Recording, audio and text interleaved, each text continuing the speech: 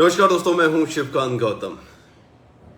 Drugs ऐसा नहीं है कि ड्रग्स आपको सिर्फ गोवा में ही मिलेगी या फिर ऐसी जगह पे मिलेगी जहां पर टूरिस्ट ज़्यादा हों। ड्रग्स आपको यहाँ दिल्ली में भी बहुत जगह मिल जाएगी, ड्रग्स आपको नोएडा में भी मिल जाएगी, ड्रग्स आपको हर शहर में मिल जाएगी। छोटे छोटे गाँव में सुबह सुबह गाड़ियाँ आती हैं ड्रग्स के इंजेक्शन बेचने। आंखों देखी बता रहा हूँ, हजारों सिरंज मिलती हैं आपको ऐसे सुनसान गांव के इलाकों में जहां पर कोई जाता नहीं है। बहुत सारी दिक्कतें हैं, लेकिन फिर भी उसके बाद भी गोवा में क्यों जानलेवा साबित हो रहा है ये जहर?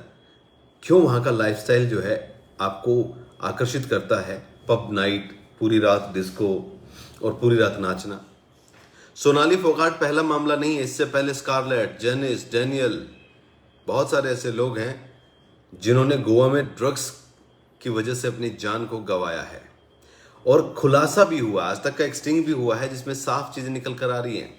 गोवा का कर्लिस क्लब चर्चाओं में है। उसकी बदनामी के किस्से एक के बाद एक निकल कर सामने आए। ये वही क्लब है जिसमें सोनाली फोगाट अपने पीए सुधीर सांगवान के साथ सीसीटीवी कैमरे में दिखाई दी थी। इस क्लब का काला सच जो है वो उजागर हुआ है।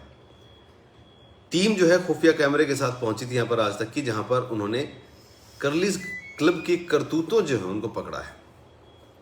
गोवा में लोग सुकून के पल बिताने आते हैं, समंदर, बीच, बियर, बैठे रहो आराम से।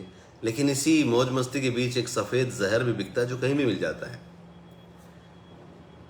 2008 में स्कारलेट किलिंग, 2010 में जेनिस स्विनी, 2017 में डैनियल मैक्लोघिन और 2022 में सोनाली फोगाट। रेप, मर्डर और मौत के रहस्य के बीच में ये पूरी सीरीज है। पिछले 15 साल में गोवा के अंदर ड्रग्स से जुड़े अपराध फल फूल रहे हैं और दिन ब दिन इसकी जड़ें और भी मजबूत हो रही है। गोवा में समंदर के सामने मौजूद बड़े क्लब, रेस्टोरेंट, इस तरीके की आपराधिक जो गतिविधियां उससे अजनबी नहीं है, आराम से हो रहा है वहां पर। गोवा का कर्लिस क्लब भी पहले चर्चाओं में रह चुका है। आज से 14 साल पहले भी इस क्लब में एक ऐसे ही बड़े हत्याकांड की वजह से सुर्खियां बटोरी थी। उस वक्त ब्रिटिश मूल की स्कारलेट किलिंग की मां ने आरोप लगाया था कि कर्लिस क्लब में उसकी बेटी का यौन उत्पीड़न किया गया और उसे मरने के लिए छोड़ दिया गया। और अब सोनाली फोगाट का परिवार अपनी बेटी के लिए कर्लिस क्लब पर सनसनीखेज आरोप लगा रहा है। गोवा में जब कर्लिस क्लब का सच जानने के लिए स्टिंग ऑपरेशन किए गए तो वहां के मैनेजर पी पेडनेकर का स्टिंग ऑपरेशन हुआ। इसके अलावा स्पेशल इन्वेस्टिगेशन टीम जो थी आज तक नहीं किया था। गोवा के अंजुना पंचायत के पूर्व सरपंच जो है उसके भी खुफिया कैमरे पर लाकर बातचीत की। इन दोनों लोगों ने जो खुलासे किए वो गोवा में फैलते सफेद जहर को, ड्रग्स को और बदनाम जो ये कर्लिस क्लब है इसकी सारी पोल खोलता है। पैट्रिक सावियो अल्मीडा जो है उनसे बातचीत की गई थी। उनसे पूछा गया, बहुत कंप्लेन मिला मुझे। रिपोर्टर ने कहा कर्लिस के लिए? पैट्रिक सावियो अल्मीडा ने कहा हाँ जी हाँ, सरपंच हैं ये। 2022 12 अगस्त तक अंजुना पंचायत के सरपंच रहे हैं पैट्रिको सावियो अल्मीडा ने कहा हाँ। रिपोर्टर ने कहा किस तरीके की यहाँ पर आपको शिकायतें मिलती है? तो पैट्रिक ने कहा सब पूरा वेटर लोग ड्रग बेचता है, उधर पूरा बच्चा लोग को खराब करता है। Why they are not taking medicine, medical बच्चों के लोगों का वो सब के साथ रहता है, सब पॉलिटिशियन उससे हफ्ता लेता है। रिपोर्टर ने फिर पूछा कि पंचायत के इंचार्ज से तो आपको कभी ऑफर नहीं मिला था? तो पैट्रिक ने इसका जवाब दिया, मुझे किया था उसने, मैं बोला हम लोग कभी नहीं मिलेगा।